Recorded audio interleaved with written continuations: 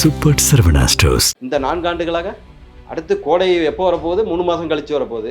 இது தேர்தலுக்காக அறிவிக்கப்பட்ட ஒரு வெற்றி இதுங்கிறது எல்லாருக்கும் தெரியும். குறிப்பாக ஒரு உச்சபட்ச தோல்வி பயத்தில் ஸ்டாலின் இருக்கிறார் என்பதை வெளிப்படையாக காட்டியது அந்த நிகழ்வு. திருப்பியும் ஸ்டாலின் 2.0 ஆட்சி, திராவிட மாடல் 2.0 நடைமுறைக்கு வரப்போகுது அப்படிங்கிற ஒரு விஷயத்தை சரி, உங்கள் தந்தையார் கருணாநிதி நல்லாட்சி நடத்தியிருந்தால் கலைஞர் ஆட்சி தொடரணும்னு நினைக்காது. கலைஞர் ஆட்சி அமைப்போன்னு எங்கேயாவது சொல்கிறீங்களா? காங்கிரஸ் சொல்லுதில்ல காமராஜர் ஆட்சி அமைப்போன்னு, நாங்கள் எம்ஜிஆர் ஆட்சி அமைப்போன்னு சொல்கிறோம்ல. புரட்சி தலைவி அம்மா ஆட்சி அமைப்போன்னு நாங்கள் சொல்கிறோம்ல. ஏன் கலைஞர் ஆட்சி அமைக்கிறோன்னு ஸ்டாலின் சொல்ல மாட்டேங்கிறாரு? எங்களை பொறுத்தவரை நாங்கள் பாஜக கூட்டணியை நீங்கள் தவறான ஒரு விமர்சனம் வைக்கிறீங்க, அவங்க சரியில்லை அப்படின்னெல்லாம் சொல்லி இல்லையே. 11 மருத்துவக் கல்லூரிகளை ஒரே ஆண்டில் எங்களுக்கு தாரை வார்த்து தந்தது, தமிழகத்திற்கு தாரை வார்த்து தந்தது பாஜக. அக்கா கனிமொழிக்கு கூட மது ஆலை இருக்கதாக சொல்கிறாங்க. அப்போ ஏன் செந்தில் பாலாஜிக்காக பதறி துடிச்சாங்க? அவர் தான் ஏடிஎம் மிஷினு. திமுகவோட ஏடிஎம் மிஷின் யார்? செந்தில் பாலாஜி. எடப்பாடி அவர்களோட ஆட்சி அமைந்தால் மது விலக்கு சாத்தியமா? நிச்சயமாக பண்ணுவாங்க. படிப்படியாக குறைப்பாங்க. ஒரே வழியாக பண்ண முடியாது, படிப்படியாக பண்ணுவாங்க.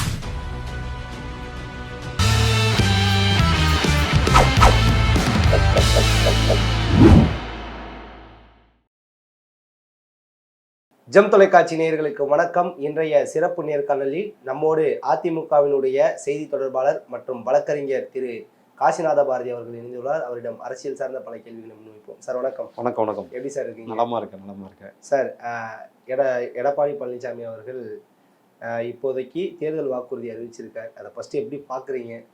நிச்சயமாக, அதாவது அந்த குலவிளக்கு திட்டத்தில் 2000 ரூபாய் மகளிருக்கு அறிவித்ததிலிருந்து ஆரம்பித்து இன்றைக்கு அடுத்த கட்டதாக புரட்சி தலைவி அம்மா அவர்களுடைய நினைவு நாளில் தமிழகத்தில் 69% இடஒதுக்கீடை, இந்தியாவில் எந்த மாநிலத்திலும் இல்லாத இடஒதுக்கீடை நிலைபெற செய்து சமூக நீதி காத்த வீராங்கனை என்று மாற்று முகாமில் இருப்பவர்களால் கூட அங்கீகரிக்கப்பட்ட புரட்சி தலைவி அம்மா அவர்களுடைய நினைவு நாளில் இன்றைக்கு பிறந்த நாளில் இன்றைக்கு நினைவு கூறும் விதத்தில் இன்றைக்கு முதலாவது அறிவிப்பாக இன்றைய அறிவிப்பில் தமிழகம் முழுவதும் உள்ள அனைத்து மக்களுக்கும் அனைத்து குடும்பங்களுக்கும் 10,000 ரூபாய் ஒரு கருணை தொகையாக வழங்கப்படும். அதற்கான கருணை தொகை என்பது என்ன காரணம்னா, திராவிட முன்னேற்ற கழக அரசு வந்ததற்கு பிறகு விலைவாசி விண்ணை முட்டுகின்ற அளவிற்கு சென்று விட்டது. மின்சார கட்டணம் 3 மடங்கு உயர்ந்து விட்டது. சொத்து வரி 150 மடங்கு உயர்ந்து விட்டது. குப்பைக்கு கூட வரியை போட்டு விட்டார்கள், அதுவும் ஃபார்வர்ட் டேட்டில் போட்டாங்க. இதில் பல லட்சம் ரூபாயை ஒவ்வொரு குடும்பமும் இழந்திருக்கு. ஒவ்வொரு குடும்பமும் இழந்த பல லட்சத்தையும் நம்ம காம்பன்சேட் பண்ண முடியாது. இருந்தாலும் எடப்பாடியார் அவர்கள் என்றைக்குமே விளிம்பு நிலை மக்களுடைய இயக்கம் அதிமுக என்பதை அதனுடைய தலைவர்களை அடியொட்டி புரட்சித் தலைவர் எம்ஜிஆர், புரட்சித் தலைவி அம்மா அவர்களுக்கு அடுத்தபடியாக தமிழகத்தில் இருக்கிற விளிம்பு நிலை மக்களுடைய உணர்வுகளை பிரதிபலிக்கின்ற விதத்திலே அவர்களுக்கு உரிய நிவாரணம் முழு தொகையும் வழங்க முடியாது. அந்த அடிப்படையில் 10,000 ரூபாய் என்பதே மிகப்பெரிய தொகை தான் அப்படிங்கிறத இன்றைக்கி மிகச்சிறப்பாக சொல்லியிருக்கிறாங்க. அதுபோல் உடல் ஊனமுற்றவர்கள், அந்த நடைபாதை நடைபாதையில் கடை வைத்திருப்பவர்களுக்கு அவர்களுடைய அந்த கடன்களை ரத்து செய்வோன்னு சொல்லியிருக்கிறாங்க. அடுத்தடுத்து மீனவர்களுக்கு அதுபோல் 8,000 ரூபாய் கொடுக்கப்படுகின்ற மீன்பிடி தடைக்காலத்திலான நிவாரணத் தொகையை 12,000 ரூபாயாக உயர்த்தி தருவோன்னு சொல்லியிருக்கிறாங்க. அடுத்தடுத்த அறிவிப்புகள் மக்களின் நலன் சார்ந்து, மக்களுடைய உரிமை சார்ந்து மிகச்சிறப்பான ஆட்சியை தர இருக்கிறார் அப்படிங்கிறதா நாங்கள் ஏற்கனவே பலமுறை சொல்லியிருக்கிறேன். புரட்சி தலைவி அம்மா அவர்களை தாண்டி தாய் 8 அடி பாய்ந்தால் குட்டி 16 அடி பாயும் என்ற அடிப்படையில் மிக அற்புதமான ஆட்சியை 2026 எடப்பாடியார் அமைக்க இருக்கிறாருன்னு ஆர்வத்தை நான் ஏற்கனவே சொல்லிட்டு இருக்கேன். அதற்கு முகாந்திரம் தான் இன்னைக்கு கொடுத்திருக்கிற தேர்தல். சார், இப்போ எதிர்கட்சி தலைவர் எடப்பாடி பழனிசாமி அவர்கள் 10,000 ரூபாய் குடும்பத்துக்கு கருணை தொகையை அறிவித்த உடனே பல கேள்விகள் எழும்பாரம். ஒன்று, திமுக 5,000 ரூபாய் கொடுத்ததுக்கு விமர்சனம் செய்தார். இப்ப இவர் மட்டும் 10,000 ரூபாய் கொடுக்க முடியுமா அப்படிங்கிற கேள்வியெல்லாம் விமர்சனங்களா வைக்கிறார். அதற்கு அவரே அதற்கு பதில் சொல்லியிருக்கிறாரு. கொரோனா பேரிடரில் 1 ரூபாய் கூட வரி வருவாய் கிடையாது. ஆனால் இருந்த போதிலும் கூட அன்றைக்கு மிகச் சிறப்பான ஆட்சியை, மக்கள் எதிர்பார்க்காத ஒரு மிராக்கிள் ஆட்சியை, 4 நாட்கள் தாங்குமா, 40 நாட்கள் தாங்குமா, 4 மாதங்கள் தாங்குமான்னு கேட்ட ஆட்சியே அன்றைக்கு மிகச்சிறப்பான அந்த 7.5% இடஒதுக்கீட்டிலிருந்து 22,000 இப்போ கொரோனா பேரிடரில் ஏறக்குறைய 22 லட்சம் மக்களுக்கு தினந்தோறும் அம்மா உணவகங்கள் மூலமாக விலையில்லாமல் உணவுகளை கொடுத்தார். இன்றைக்கு பல லட்சம் பேர் உயிர் வாழ்வதற்கு காரணகர்த்தாவாக அந்த இது அமைஞ்சது. அதே திமுக அரசு, நிர்வாகத்திறனற்ற திமுக அரசு இருந்துச்சுன்னா பல லட்சம் பேர் இறந்து போயிருப்பார்கள்ங்கிறத கருத்தை தான் நாங்கள் பதிவு வைக்கிறோம். அப்படி ஒரு நிர்வாகத்திறனை ஏற்கனவே அவர் காட்டியிருக்கிறார். வரியே விதிக்க முடியாத காலத்தில் கூட மிக நல்ல நிர்வாகத்தை கொடுத்திருக்கிறார். ஆனால் இந்த அரசு 150 மடங்கு சொத்து வரியையும் மின்சார கட்டணத்தை 3 முறையையும் அதுபோல் வந்து குப்பைக்கு வரியையும் ஒவ்வொரு இதுலேயும் அதே போல் 4.25 லட்சம் கோடி கடனையும் வாங்கியிருக்கிறார். ஒன்று இதை செய்யணும், இல்லை அதை செய்யணும், ரெண்டையும் செய்து ஆனால் ஒரு நல்லாட்சியை தர முடியாத ஒரு நிர்வாகத்தில் திணறி கொண்டிருக்கிற ஒரு ஆட்சியாக இந்த 1000 ரூபாய் திட்டத்தை தவிர வேறு எதையுமே இந்த அரசால் சொல்ல முடியாத அளவிற்காக சட்டம் ஒழுங்காக இருக்கட்டும் அனைத்து துறைகளிலும் தோல்வி அடைந்து விட்ட ஒரு ஆட்சியை இந்த நிர்வாகம் தந்துகிட்டு இருக்கிறது. நிர்வாகத்து திறமையின்மை தான் காரணம். அதை வந்து குறிப்பிட்டே சொல்ல வேண்டும். அதனால் நான் ஏற்கனவே ஒரு முறை அவர் வந்து டெஸ்ட் எடுத்து ஏற்கனவே டெஸ்ட் ஆகியிருக்கு, பண்ணியிருக்காரு. வரி வருவாயே இல்லாத கொரோனா பேரிடரில் மெடிக்கல் எமர்ஜென்சி பீரியட்லேயே பண்ணியிருக்காரு. ஒரு சாதாரண சூழ்நிலையில் 150 மடங்கு சொத்து வரியையும் உயர்த்தி எல்லாத்தையும் உயர்த்தி கடனையும் 4.25 லட்சம் கோடி வாங்கி கூட ஒரு நல்ல நிர்வாகத்தை ஸ்டாலினால் தர முடியலை, பொம்மை முதல்வரால் தர முடியலை. நான் அப்படி கிடையாது, என்னால் செய்ய முடியும்னு அவர் சொல்கிறார். நான் செய்யக்கூடிய திட்டங்களை தான் நான் சொல்கிறேன்னு சொல்கிறார். அவர் எந்த இடத்துலையும் வந்து பொய்யான திட்டங்களையோ பொங்கல் தொகுப்பு கூட அவர் 1000 ரூபாய்னு தான் அறிவிச்சிருக்காரு. நாங்கள் தேர்தலுக்காக அறிவிக்கிறதா இருந்தால் 5000 கூட அறிவிக்கலாம். ஆனால் என்ன எதை நம்மளால மாத உதவித்தொகை மகளிருக்கு 2000 ஆமாம் செய்ய அதை தான் அதை நிர்வாகத்திறன் எங்கள்கிட்ட இருக்குது, நாங்கள் செய்கிறோன்னு சொல்கிறோம், செஞ்சுருக்கிறோம் ஏற்கனவே. நாங்கள் பொய்யா சொல்லுவோம். ஓகே, இப்போ 5000 ரூபாய் மகளிர் சிறப்பு உரிமை தொகை போட்டாங்க, அதை பத்தி என்ன நினைக்கிறீங்க? ஃபர்ஸ்ட் யார் போட்டது? கோடை காலத்துக்கு வந்து 2000 ரூபாய் சேர்த்து போட்டிருக்காரு. யார் போட்டது? திமுக அரசு போட்டது. திமுக அரசு. போன ஆண்டுக்கு முதல் ஆண்டெல்லாம் வந்து பொங்கல் வகுப்பில் பணம் கொடுத்தாங்களா? கோடை காலம் வந்து தேர்தல் வரும்போது மட்டும்தான் நல்லா தைக்கிற மாதிரி வருமா? சுட்டரிக்கின்ற வெயில் கோடை காலத்தில் மட்டும், தேர்தல் வருகின்ற மே மாதத்தில் மட்டும்தான் வருமா? இந்த 4 ஆண்டுகளாக அடுத்து கோடை எப்போ வரப்போகுது? 3 மாதம் கழித்து வரப்போகுது. இது வந்து தேர்தலுக்காக அறிவிக்கப்பட்ட ஒரு வெற்றி இதுங்கிறது எல்லாருக்கும் தெரியும். குறிப்பாக ஒரு உச்சபட்ச தோல்வி பயத்தில் ஸ்டாலின் இருக்கிறார் என்பதை வந்து வெளிப்படையாக காட்டியது அந்த நிகழ்வு. அது ஒரு பெரிய பாதிப்பை எல்லாம் தமிழ்நாட்டில் ஏற்படுத்தலை. நல்லா தெரியுமா? மகளிர் நிச்சயமா வரவேற்பு இல்லை. அது வரவேற்புன்னு இவங்க 4 பேரை கொண்டாந்து வச்சு பேட்டி கொடுக்க வைக்கிறாங்க. ஒரு மகளிருங்கிறது இவங்க வந்து இப்போ நீங்கள் வந்து ஒரு இது சொன்னாங்க, நாங்கள் ஆட்சிக்கு வந்ததும் மாதம் மின்சார கட்டணத்தை எடுப்போம்னு. ஏற்கனவே 100 யூனிட்டுக்கு இலவச மின்சாரம் தான் இருந்து கொண்டிருக்கிறது. இவங்க மாதம் எடுத்தாங்கன்னா 100 யூனிட்டுக்கு கூட கம்மியாக இருக்கிறவங்க பணம் கட்ட மாட்டாங்க. அப்படி பார்த்தா ஏறக்குறைய தமிழ்நாட்டில் இருக்கிற அத்தனை குடும்பங்கள் இல்லைனாலும் கூட ஒரு 80% குடும்பங்கள் மின்சார கட்டணத்தை கட்ட முடியாத சூழ்நிலையை கட்ட வேண்டிய தேவையில்லாமல் இருக்கும். ஆனால் இவங்க 2 மாதத்திற்கு ஒரு முறை எடுத்து இன்றைக்கி ஒவ்வொரு குடும்பத்திலும் மின்சார கட்டணத்தை 3 மடங்கு உயர்த்தியதால் 500 ரூபா கட்டினவங்களாம் இன்றைக்கி 3000 ரூபா கட்டுறாங்க. அப்படி ஒரு குடும்பத்திற்கான இதை வந்து உயர்த்தி விட்டு அவர்கள் தலையில் பெரிய சுமையை வைத்து விட்டு நான் 5000 ரூபா கொடுக்குறேங்கிறது வந்து எந்த அடிப்படையிலையும் அது மக்களுக்கு பொருந்தாத ஒன்று. தேர்தல் பயத்து தோல்வி பயத்தின் உச்சபட்ச வெளிப்பாடு அப்படிங்கிறது தான் சொல்ல முடியும்.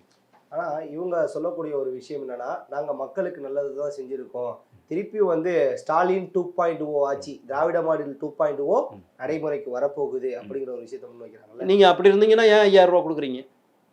போன ஆண்டு கொடுத்தீங்களா? அதுக்கு முதல் ஆண்டு கொடுத்தீங்களா? இந்த ஆண்டு தான் நீங்கள் ஆட்சிக்கு வந்திருக்கீங்களா? இந்த ஆண்டு தான் கோடை காலம் வருதா? கோடை காலம் 5 ஆண்டுகளுக்கு ஒரு முறை தான் வருதா? தேர்தல் வரும்போது தான் கோடை காலம் வருதா? ரைட்டுங்களா? நீங்கள் நல்லது செய்யலைங்கிற பயந்தாங்க அவங்களுடைய வெளிப்பாடே. நீங்கள் நான் திரும்ப கேட்குறேன், தமிழகம் தலைகுனியாதுன்னு ஒரு வாதத்தை வைக்கிறீங்க. நீங்கள் ஒரு நல்லாட்சியை நடத்தியிருந்தால் நல்லாட்சி தொடர வாக்களியுங்கள்னு ஒரே வார்த்தை தானேங்க. சரி, உங்கள் தந்தையார் கருணாநிதி நல்லாட்சி நடத்தியிருந்தால் கலைஞராட்சி தொடரணும்னு நினைக்காது. கலைஞராட்சி அமைப்போன்னு எங்கேயாவது சொல்கிறீங்களா? காங்கிரஸ் சொல்லுதில்ல காமராஜர் ஆட்சி அமைப்போன்னு, நாங்கள் எம்ஜிஆர் ஆட்சி அமைப்போன்னு சொல்கிறோம்ல. புரட்சி தலைவி அம்மா ஆட்சி அமைப்போன்னு நாங்கள் சொல்கிறோம்ல. ஏன் கலைஞர் ஆட்சி அமைக்கிறோன்னு ஸ்டாலின் சொல்ல மாட்டேங்கிறாரு? அவர் நல்லாட்சி கொடுத்தது இல்லைங்கிறது வந்து ஸ்டாலினுக்கே தெரியும். சரி, இப்போ இந்த 4.5 ஆண்டுகளை நல்லாட்சி கொடுத்துருந்தா எங்கள் ஸ்டாலினுடைய நல்லாட்சி, முத்துவேல் கருணாநிதி ஸ்டாலினுடைய நல்லாட்சி தொடரன்னு ஒரு வாதத்தை வைக்க வேண்டியானே? ஏன் தமிழ்நாடு? அது எப்போ எங்களை போன்றவர்கள் வாதம் வைத்ததற்கு பிறகு நீங்கள் என்ன சொன்னீங்க? தமிழ்நாடு தலைகுனியாதுன்னு ஒரு வாதத்தை வச்சிங்க. தமிழ்நாடு தலைகுனியாதுன்னா அதான் உங்களுடைய நல்லாட்சி நீங்கள் கொடுக்கலங்கிறது தான் காரணம். அடுத்தது நல்லாட்சி தொடர, நலத்திட்டங்கள் தொடரன்னு சொல்லலாமே. ஏன் நீங்கள் தமிழ்நாடு தலைகுனியாதுன்னு அந்த வாதத்தை திசை திருப்புகின்ற வேலையை செய்கின்றீர்கள்?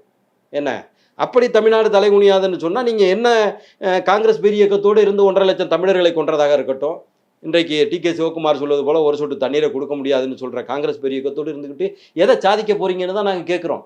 எங்களை பொறுத்தவரை நாங்கள் பாஜக கூட்டணியை நீங்கள் தவறான ஒரு விமர்சனம் வைக்கிறீங்க, அவங்க சரியில்லை அப்படின்னு எல்லாம் சொல்லி இல்லையே.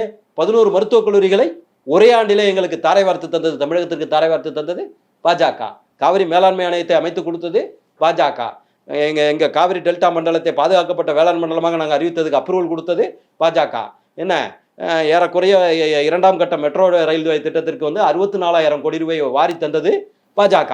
அதனால வந்து தமிழ்நாட்டில் சேர்ந்தவங்கள 6 பேரை கவர்னராக்குனது பாஜக. தமிழ்நாட்டை சேர்ந்த இப்போ சிபி ராதாகிருஷ்ணன் அவர்களை துணை குடியரசுத் தலைவராக ஆக்கியிருப்பது பாஜக. தமிழ்நாட்டை சேர்ந்த இளையராஜா அவர்களுக்கு ஒரு ஸ்காலருங்கிற அடிப்படையில் அவருக்கு ஒரு பாராளுமன்ற உறுப்பினரை கொடுத்தாங்க. நீங்கள் சொல்கிறீங்களே இளையராஜாவை வச்சு நீங்கள் பாராட்டு விழா நடத்திக்கிட்டு அந்த இளையராஜா ரசிகர்களை எல்லாம் ஏமாத்திடலான்னு கனவு காண்றீங்களே, நீங்கள் கொடுத்தீங்களா? உங்கள் அரசவை கவிஞர் உங்களுடைய நிலையத்துவானாக இருக்கின்ற வைரமுத்துக்கு கொடுத்தீங்களா? நீங்கள் அவங்க ஸ்காலரை பாராட்டுறாங்கல்லங்க, நீங்கள் உங்களுடைய இருந்த ஸ்காலரை பாராட்டிருக்கீங்களா? செஞ்சிருக்கீங்களா யாருக்காவது ஒருத்தருக்கு? அதிமுக இருக்கு இல்லை, நல்ல எண்ணங்கள் இருக்கணுங்கிறேன். நல்ல எண்ணங்கள் இருக்கணும், நல்ல சிந்தனைகள் இருக்கணும். நீங்கள் ஒரு நல்ல ஆட்சியை கொடுக்காததுனால தான் உங்களுக்கே கூசுது. நல்லாட்சியை கொடுக்காததுனால தான் அந்த நல்லாட்சி தொடரன்னு வார்த்தையை உங்களால் சொல்ல முடியலை. இந்த வாதத்தை வைத்ததற்கு பிறகு தான் ஸ்டாலின் தொடரட்டுங்கிற வாதத்தை நீங்கள் கொண்டு வர்றீங்க. நல்லாட்சி தொடர்ந்துருந்தா ஏங்க நீங்கள் இது பண்ணணும்? நீங்கள் ஏங்க ஒரு நிமிஷங்க, என்னைக்காவது எடப்பாடியார் ஒரு 8 பேரை கொண்டாந்து வச்சு எடப்பாடியார் நல்ல ஆட்சியை நடத்தினாரு ஒன்றும் வேண்டாங்க. 6344 பேர் மருத்துவ படிப்புன்னு மருத்துவம்னு படிக்கிறத ஒன்றும் வேண்டாம். பார்மசி படிப்பை கூட படிக்க முடியாத சூழ்நிலையில் உள்ளவங்கலாம் பரட்டா மாஸ்டர் மகன் முதற்கொண்டு படிக்கிறாங்க. அவங்கள அழைச்சாந்து கூட நாங்கள் பேட்டி கொடுத்தது கிடையாது. நடந்த ஒரு நலத்திட்டத்தை நீங்கள் செயற்கையாக ஒரு 10 பேரை அழைச்சிட்டு வந்து அப்பா இப்படி பண்ணாரு இப்படி பண்ணாரு அப்படின்னு சொல்லி நீங்கள் ஏன் செயற்கையாக ப்ரொஜெக்ட் பண்ணுறீங்க? 8000 பேர் நல்லா இருந்தால் நீங்கள் ஏன் 8 பேரை செலக்டிவாக கொண்டாந்து வச்சு நீங்கள் பேட்டி கொடுக்க வைக்கிறீங்க? தினந்தோறும் எதற்கு பத்திரிகையில் வந்து முழுப்பக்க விளம்பரத்தை கொடுக்குறீங்க? நீங்கள் நல்லாட்சி செஞ்சுருந்தா நீங்கள் விளம்பரமே கொடுக்க வேண்டியலையே, உங்களுடைய நலத்திட்டங்கள் விளம்பரம் செய்யுமே. உங்களுடைய நலத்திட்டங்கள் மக்களை சென்றடைந்திருந்தா போலி விளம்பரமும் வெற்று விளம்பரமும் தேவையில்லையே. தமிழ்நாட்டில் இருக்கிற அத்தனை ஊடகங்களையும் இன்னைக்கு கட்டுப்படுத்திக்கிட்டு அவங்க என்ன தலைப்பு வைக்கணும், யார் யாரை டிபேட்டுக்கு கூப்பிடணும், அத்தனை நிகழ்வையும் இன்னைக்கு சபரேசனுடைய பெண் நிறுவனம் செஞ்சுக்கிட்டு இருக்கா இல்லையா? ஏன் இந்த ஆர்டிபிஷியலான ஒரு நிகழ்வு சொல்லுங்கள்? நீங்கள் நல்லாட்சியை தரலை. நாங்கள் எங்களால் மார்தட்டி சொல்ல முடியும். புரட்சித் தலைவர் அம்மா அவர்கள் காலத்திலிருந்து புரட்சித் தலைவர் காலத்திலிருந்து எடப்பாடியார் காலத்தில் உள்ள நலத்திட்டங்களை மட்டுமே எங்களால் சொன்னாலே எங்களால் வெற்றி பெற முடியும். 7.5% இடஒதுக்கீட்டிலிருந்து 22,000 ஏரிகளை தூர்வாரியதிலிருந்து பாதுகாக்கப்பட்ட வேளாண் மண்டலமாக இங்கே தஞ்சை டெல்டாவை அறிவித்ததிலிருந்து அத்திக்கிடவு அவிநாசி திட்டத்திலிருந்து 22 லட்சம் மக்களுக்கு கொரோனா பேரிடரில் உணவு கொடுத்ததிலிருந்து அற்புதமான நல்லாட்சியை தந்தார். திமுக காரங்களே இன்னைக்கு வரைக்கும் சொல்கிறாங்க. அதே போல் வந்து ஏறக்குறைய 34,000 கோடிக்கான விவசாய கோஆப்ரேட்டிவ் சொசைட்டியில் உள்ள அந்த வேளாண் கடன்களை தள்ளுபடி செய்வதற்காக அறிவித்து 16,000 கோடி கொடுத்தாங்க. அதுக்குள்ளே டென்யூர் மாறிடுச்சு. இல்லைன்னா அந்த விவசாய கடன்களும் தள்ளுபடி ஆகிருக்கும். ரைட்டுங்களா? யாராவது மறுக்க முடியுமா? பயிர் இன்சூரன்ஸு ஏக்கருக்கு 22,000 நாங்கள் கொடுத்துக்கிட்டு இருந்தோம். இன்னைக்கு திமுக ஆட்சி வந்ததுக்கு பிறகு பயிர் இன்சூரன்ஸ்னு ஒன்று இருக்குதானே விவசாயிகளுக்கு தெரியாமல் போயிடுச்சு. சரி, அவ்வளவு கஷ்டப்பட்டு அவங்க விளைவிக்கின்ற அந்த பயிரை கூட முளைத்து ஆயிரக்கணக்கான மூட்டைகள் முளைத்து போனதை நீங்கள் வந்து வடுவூர் இதுலேருந்து அவங்க ஜிபிஎஸ் லொக்கேஷனோட போட்டிருந்தாங்க. எதை நல்லாட்சின்னு நீங்கள் நினைக்கிறீங்க சொல்லுங்கள்? நல்லாட்சியை தந்திருந்தால் நீங்கள் ஏன் ப்ரொஜெக்ட் பண்ணுறீங்க? அதை தான் நான் கேட்குறேன். நல்லாட்சியை தந்திருந்தால் நீங்கள் பாட்டுக்கு உங்கள் ரன் பண்ணிக்கிட்டு இருக்க வேண்டியன. இந்த ஆண்டு மட்டும் கோடை வருவதா, இன்னும் 3 மாதத்துக்கு பிறகு வருகின்ற கோடைக்கு இப்பயே பணம் கொடுக்க வேண்டியதுன்னா உச்சபட்ச பயத்தினுடைய வெளிப்பாட்டில் இருக்காரு. அவருடைய பயம் சரியானது தான். நிச்சயமாக துடை தெரியப்படும், தூர எறியப்படும். இது பெண்களுக்கான அரசு, மகளிருக்கான அரசு, இந்த மாதிரியான இதெல்லாம் வெக்கமா இல்லை? தவறான வார்த்தை பிரயோகம் நான் பயன்படுத்தினது கிடையாது. வெக்கமா இல்லை? கிருகம்பாக்கத்தில் அக்கா கனிமொழி அவர்கள் கலந்து கொண்ட கூட்டத்தில் யாரோ சாதாரண பெண் இல்லை, பெண் காவலரை உங்கள் கட்சியை சேர்ந்த பொறுப்பாளர்கள் வந்து அபியூஸ் பண்ணது தெரியுமா இல்லையா? இதுவா பெண்களுக்கான ஆட்சி? கேவலமா இல்லை? வெக்கமா இல்லை? சூடு சோரணம் இல்லை? இந்த வார்த்தையை பயன்படுத்தக்கூடாதுன்னு நான் நினச்சேன். அது தாயின் முன்னிலையில் திருவண்ணாமலையில் யார் கற்பழிக்கிறா? காவலர்கள் கற்பழிக்கிறாங்க. இந்த மாதிரி நிகழ்வெல்லாம் நீங்கள் எடப்பாடியார் பேரில் கேள்விப்பட்டிருக்கீங்களா? காவலர்களே இந்த மாதிரி தப்பு செஞ்சதை கேள்விப்பட்டிருக்கீங்களா? உங்கள் கட்சியினுடைய தொண்டன் தெய்வ செயலே 22 பேரை தனது அவங்க மனைவியை பேட்டி கொடுக்குறாங்க. தவறான பாதையில் திசை திருப்பிக்கிட்டு இருக்காரு. என்னையே வந்து நிறைய பேரோட அட்ஜஸ்ட் பண்ணி போய் சொன்னார். தெய்வ செயல் உங்கள் கட்சிக்காரன் தானே? அண்ணா யூனிவர்சிட்டியில் ஞானசேகரா யார்? உங்கள் கட்சிக்காரன் தானே ஞானசேகரா? அது அண்ணா யூனிவர்சிட்டியில் படிக்க வர்றவனே ஒரு லெவலுக்கு மேலே உள்ள சொபஸ்டிகேட்டட் சமுதாயத்தை சேர்ந்தவங்க அங்கே படிக்க முடியும். சாதாரண ஏழை பாடைகள்லாம் படிக்க முடியாது. நீங்களோ நாங்களோ போக முடியாத இடம் கிட்ட அந்த காம்பவுண்டு கேட்டால் வெளிலிருந்து தான் பார்க்க முடியும். அப்படிப்பட்ட அந்த இடத்துலையே அங்கே பெண்ணுக்கிட்ட தவறாக நடந்தது ஞானசேகரன். அவர் யாருடைய கூட்டாளி? உங்களுடைய அமைச்சர் மாசுவோடைய கூட்டாளி. இப்படி சமூக விரோதிகளுடைய கூட்டாளியாக இருந்து கொண்டு தமிழகத்தில் 8 வயது குழந்தை முதல் 80 வயது மூதாட்டி வரை சுதந்திரமாக நடமாட முடியாத ஒரு சூழ்நிலையில் இன்றைக்கு தமிழகம் இருந்து கொண்டிருக்கிறது. அண்ணாநகர் பாலியல் வழக்கு கேள்விப்பட்டிருப்பீங்க. 10 வயசு குழந்தைய யூஸ் பண்ணுறாங்க. அவங்க பெற்றோர்கள் கம்ப்ளைண்ட் கொடுக்க போகிறாங்க. அவன் கட்சிக்காரனாக இருப்பான். அந்த கம்ப்ளைண்ட் கொடுக்க வந்தவங்கள அடித்து விரட்டுறாங்க. பிரச்சனை ஆச்சு இல்லை? ஊடகத்தில் வெளிச்சத்துக்கு வந்துச்சுல? நந்தனம் கலக்கல்லூரில் அந்த கேன்டீனில் வேலை பார்க்குற அந்த பெண்ணை அந்த கேன்டீன் ஓனர். இப்படி தமிழகம் முழுவதும் இன்னைக்கு கீதா ஜீவனே சொல்கிறாங்க 6999 போக்சோ வழக்குகள்லாம் பெண் குழந்தைகளுக்கு எதிரான அபியூசிங் உங்கள் ஆட்சியில் அதிகமாகி இருக்கிறது. அதெல்லாம் விடுங்கங்க. அஜித் குமாரை எதுக்காக அவங்க கொண்டாங்க? 10 கொலை பண்ண குற்றவாளி அவர்? இல்லை ஒரு ஏடிஎம் மிஷின் எதுவும் கடத்திட்டு போயிட்டாரா? மிகப்பெரிய கொள்ளைக்காரனா? எதுக்காக கொண்டாங்கன்னு தெரியல. ஒரு உயிர் போயிடுச்சு. இந்த ஆட்சியில் என்ன நடக்குதுங்கிறது சட்டம் ஒழுங்கு தமிழ்நாட்டில் சரியாக இருக்கா? 6000 கொலைகள் நடந்துருச்சா இது வரைக்கும்? எதனால? புரட்சித் தலைவர் அம்மா அவர்கள் காலத்தில் என்ன நடக்குமா? எடப்பாடியார் காலத்தில் நடந்தால் நீங்கள் என்ன மாதிரி வானத்துக்கும் பூமிக்குமாக கொதிப்பீங்கல்ல? நடந்திருக்கா? சட்டம் ஒழுங்கு இங்கே சரியாக இருக்கா?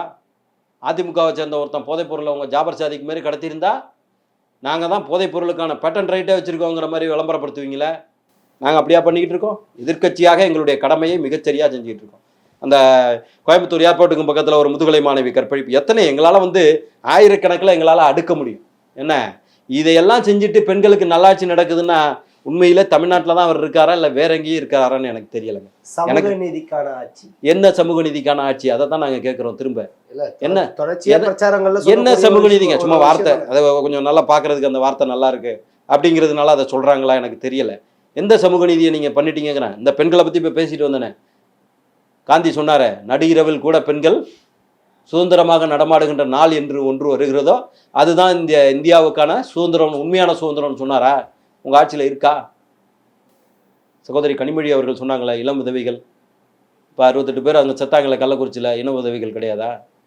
கம்பெனியை நடத்துகிறதே நீங்கள். எங்கே நீங்கள் சமூக நீதியை தமிழ்நாட்டில் நீங்கள் கொண்டு வந்துட்டீங்க? நாங்கள் சொல்ல முடியும் 7.5% இடஒதுக்கீடு கொண்டு வந்தோம். 6000 பேர் படிக்க முடியாதவங்களுக்கு அதற்கான கல்வி கட்டணத்தை அரசு ஏற்கனாங்க.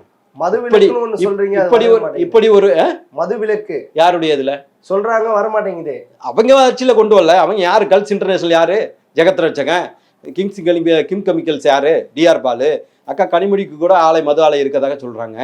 அப்போ நீங்கள் எப்படி கொண்டு வர முடியும்? இப்போ புரட்சித் தலைவர் அம்மா அவர்கள் காலத்தில் நாங்கள் எங்களுடைய ஆட்சி காலத்தில் 500 மதுக்கடையெல்லாம் மூடிட்டு வந்தோம். ரைட்டுங்களா? எங்கள் பீரியட் கண்டினியூ ஆகல. நேரம் குறைப்பு கொண்டு வந்தோம். இதை 500 கடைகளை மூடணும் முதல்ல பிரிலிமினரியா. எப்படி நாங்கள் கொண்டு வந்தோம்? நீங்கள் மது ஆலை நடத்துறதை நீங்கள் எப்படிங்க மூடுவீங்க? பாட்டிலுக்கு 10 ரூபா கூட வச்சு பலாயிரம் கோடி, 1,80,00,000 பேர் ஒரு நாளைக்கு குடிக்கிறான். 10 ரூபா வச்சிங்கன்னா என்னாச்சு? 18 கோடி ரூபாய் ஒரு நாளைக்கு வசூல் பண்ணி கொஞ்சம் கிச்சன் கேபினெட்ல கொடுத்தது யாரு? செந்தில் பாலாஜி. அதனாலதான் செந்தில் பாலாஜி அரசுங்கவும் குடும்பமே ஓடுது.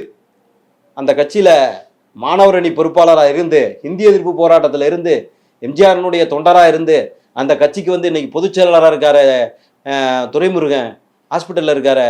இந்த குடும்பத்தை சேர்ந்த ஏதாவது ஒரு குஞ்சு குழுவான் போய் பார்த்துச்சா? கேள்விப்பட்டிருக்கீங்களா? எங்கேயாவது போனாங்களா? இந்திய எதிர்ப்பு போரில் இருந்தவர். ரைட்டுங்களா? போய் பார்த்தாங்களா? ஏன் செந்தில் பாலாஜிக்காக பதறி துடிச்சாங்க? அவர் தான் ஏடிஎம் மிஷினு. திமுகவோட ஏடிஎம் மிஷின் யாரு? செந்தில் பாலாஜி. செந்தில் பாலாஜிக்கு ஒண்ணுங்கவும் தானாடாய விட்டாலும் தன் தசையாடுங்கிற மாதிரி நடு இரவு 12 மணிக்கோ 1 மணிக்கோ போனாருங்க உதயநிதி. பார்த்தீங்களா இல்லையா? ஓமந்தூரார் இதுக்கு ஹாஸ்பிட்டலுக்கு. அப்போ இது நாடா நடத்திக்கிட்டு இருக்கீங்க. நீங்கள் நாட்டில் நல்லாட்சியை நடத்திக்கிட்டு இருக்கீங்க. கேவலமான ஆட்சி இல்லை. எடப்பாடியார் அவர்களோட ஆட்சி அமைந்தா மதுவிலக்கு சாத்தியமா? நிச்சயமாக பண்ணுவாங்க. படிப்படியாக குறைப்பாங்க. ஒரே வழியாக பண்ண முடியாது, படிப்படியாக பண்ணுவாங்க. அதே ஏற்கனவே நாங்கள் மாடல் பண்ணியிருக்கோம். 500 கடைகளை மூடி இருக்கிறோம். அடுத்தடுத்து பண்ணுவாங்க. உங்கள் சிறப்பான தகவலுக்கு நன்றி. நன்றி.